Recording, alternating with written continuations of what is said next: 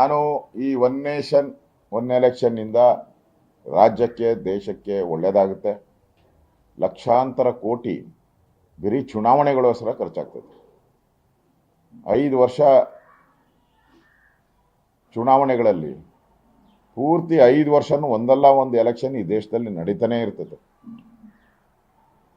ಅದರಲ್ಲಿ ಎಲ್ಲ ಪಾರ್ಟಿಯ ನಾಯಕರು ವಹಿಸ್ತಾರೆ. ಬೈ ಎಲೆಕ್ಷನ್ಸ್ ಇರ್ಬೋದು, ಸ್ಟೇಟ್ ಎಲೆಕ್ಷನ್ ಇರ್ಬೋದು, ಜಿಲ್ಲಾ ಪಂಚಾಯತಿ, ತಾಲೂಕ್ ಪಂಚಾಯತಿ, ಕಾರ್ಪೊರೇಷನ್, ಒಂದಲ್ಲ ಒಂದು ನಡೀತಾನೆ ಇರ್ತದೆ. ಅಧಿಕಾರಿಗಳನ್ನೆಲ್ಲ ಅದಕ್ಕೆ ವಿನಿಯೋಗ ಮಾಡ್ತಾನೆ ಇರ್ತೀರಿ.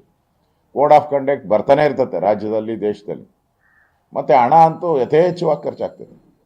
ಒಂದು ಬಾರಿ ಎಲೆಕ್ಷನ್ ನಡೆದುಬಿಟ್ರೆ MP ಅದರಲ್ಲೇ ಆಗೋಗ್ತೈತೆ, MLA ಎಲೆಕ್ಷನ್ನು ಖರ್ಚು ಕಡಿಮೆ ಆಗ್ತೈತೆ, ಅಭ್ಯರ್ಥಿಗಳಿಗೂ ಖರ್ಚು ಕಡಿಮೆ ಆಗ್ತೈತೆ, ಸರ್ಕಾರಕ್ಕಂತೂ ಸಾವಿರಾರು ಕೋಟಿ ಖರ್ಚು ಉಳಿತೈತೆ. ಅಂದ ಖರ್ಚು ಉಳಿಸೋ ದೃಷ್ಟಿಯಿಂದ, ದೇಶವನ್ನು ಅಭಿವೃದ್ಧಿ ಪಥದಲ್ಲಿ ತೆಗೆದುಕೊಂಡು ಹೋಗುವಂಥ ದೃಷ್ಟಿಯಿಂದ ನರೇಂದ್ರ ಮೋದಿಯವರು ಒನ್ ನೇಷನ್ ಒನ್ ಎಲೆಕ್ಷನ್ ತಂದಿರೋದನ್ನ ನಾನು ಸ್ವಾಗತ ಮಾಡ್ತೀನಿ. ಕಾಂಗ್ರೆಸ್ ಅವ್ರಿಗೆ ಭಯ,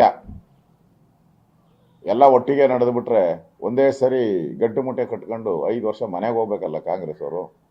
ದೇಶದಲ್ಲೆಲ್ಲ ಖಾಲಿಯಾಗೋಗ್ಬಿಟ್ಟಿದ್ದಾರೆ. ಈಗ ಉಳಿದಿರೋದು 3-4 ರಾಜ್ಯ ಅಷ್ಟೇ ಅವ್ರು ಕಾಂಗ್ರೆಸ್ ಅವರು ಇರೋದು. ಅದು ಖಾಲಿಯಾಗಿ ಕೊನೆಗೆ ತಟ್ಟೆ ಕಾಸು ಸಿಕ್ಕಲ್ಲ ಅವ್ರಿಗೆ.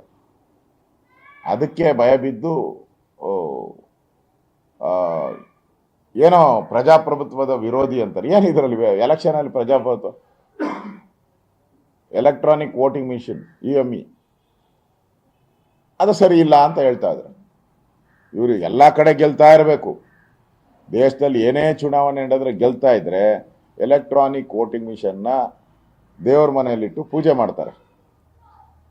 ಸೋತ್ಬಿಟ್ರೆ ಅದನ್ನು ತಗೊಂಡು ಬೀದಿಗೆ ಇಟ್ಬಿಟ್ಟು ದಿನ ಅದರ ಮೇಲೆ ಇಲ್ಲ ಸಲ್ಲದ ಆಪಾದನೆಯನ್ನು ಮಾಡ್ತಾ ಇರ್ತಾರೆ. ಕರ್ನಾಟಕ ಗೆತ್ತಲ್ಲಪ್ಪ, ಅವಾಗ ಯಾಕೆ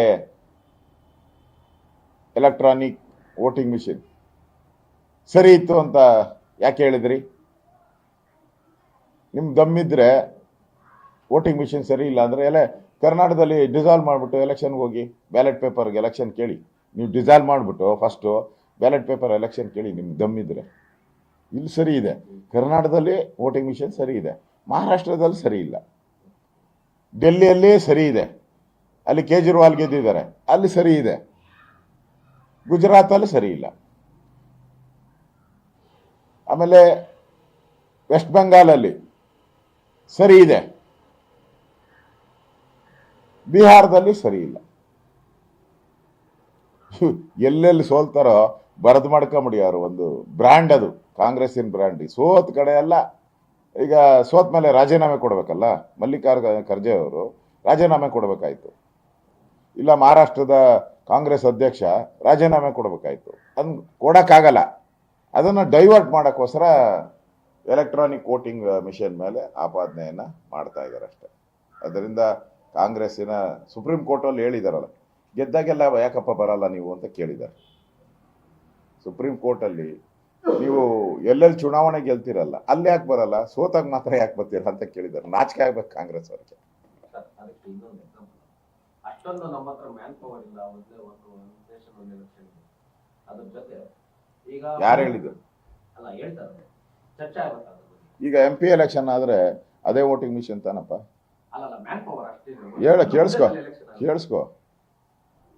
ಒಂದೇ ರೂಮ್ ತಾನೆ, ಒಂದೇ ರೂಮಲ್ಲೇ ವೋಟಿಂಗ್ ಮಿಷನ್ ಇರೋದು. ಒಂದು MP ಒತ್ತುತ್ತಾರೆ, ಒಂದು MLA. ನಮ್ಮಲ್ಲೂ ಆಗಿದೆಯಲ್ಲ ಒಂದ್ಸರಿ.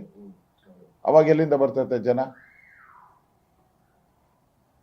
ರೂಮ್ ಒಂದೇ ಅಲ್ವಾ? ಮಿಷಿನ್ ಅಷ್ಟೇ. ಅದೇ ಸ್ಟಾಫ್, ಆಚೆ ಕಡೆ ಕಾಯೋನು ಅದೇ, ಬರ್ಕೊಡೋರು ಅದೇ, ನಮ್ಮ ಟೇಬಲ್ ಹಾಕೊಂಡು ಕೂತ್ಕೊಳೋದು ಅದೇ, ಎಲ್ಲ ಅಷ್ಟೇ. ಆದರೂ ಏನಾನ ಒಂದು 5% ಎಕ್ಸ್ಟ್ರಾ ಆಗ್ಬೋದು ಅಷ್ಟೇ. EVM ಮಿಷಿನ್ ಬೇಕಾಗ್ತೈತೆ. ಇನ್ನೊಬ್ರು ಅಲ್ಲಿ ವೋಟಿಂಗ್ ಮಿಷಿನ್ ಕೂತ್ಕೊಳಕ್ಕೆ ಇನ್ನೊಬ್ರು ಬೇಕು. ಬೇಕಾದಷ್ಟು ಜನ ಇದ್ದಾರಲ್ಲ, ಸರ್ಕಾರಿ ನೌಕರರು ಇದ್ದಾರೆ, ಪ್ರೈವೇಟ್ ಸ್ಕೂಲ್ಸ್ ಇದೆ, ಗೌರ್ಮೆಂಟ್ ಸ್ಕೂಲ್ಸ್ ಇದೆ. ಅದರಿಂದ ಬೇಕಾದಷ್ಟು ಎಲೆಕ್ಷನಲ್ಲಿ ಆಗಿದೆ. ಅದರಿಂದ ಅದೆಲ್ಲ ಅವ್ರಿಗೆ ಭಯ. ಒಂದೇ ಸರಿ ಮನೆಗೆ ಹೋಗ್ಬೇಕಲ್ಲ ಸೋತ್ ಗೆದ್ಬಿಟ್ರೆ ಕಾಂಗ್ರೆಸ್ ಅವ್ರಿಗೆ ಅನ್ನೋ ಭಯ ಅಷ್ಟೇ.